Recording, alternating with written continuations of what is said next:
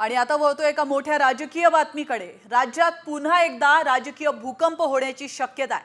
23 जानेवारीला मोठा राजकीय भूकंप होणार असं बोललं जात आहे। ठाकरेंचे काँग्रेसचे आमदार आमच्या संपर्कात असल्याचं देखील सांगितलं जात आहे। शिंदे सेनेचे नेते राहुल शेवाळे यांनी हे भाकीत वर्तवलंय। या क्षणाची महत्त्वाची बातमी आपण पाहतोय। राज्यात पुन्हा एकदा राजकीय भूकंप होणार असल्याची शक्यता वर्तवण्यात आली आहे।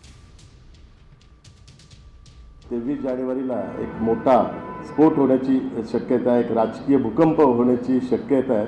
म्हणून आपल्या पक्षाचं अस्तित्व टिकवण्याकरता, आपल्या पक्षातल्या आमदारांना टिकवण्याकरता अशा बातम्या वडेट्टीवार आणि संजय राऊत पसरवत आहेत।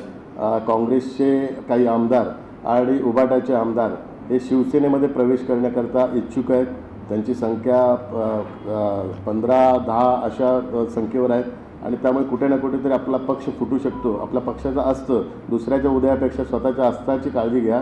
आपल्या पक्षाचा अस्ताची आता वेळ आलेली आहे, त्यामुळे हा पक्षाचा अस्त होऊ नये म्हणून हा 23 जानेवारीला जो राजकीय भूकंप होणार आहे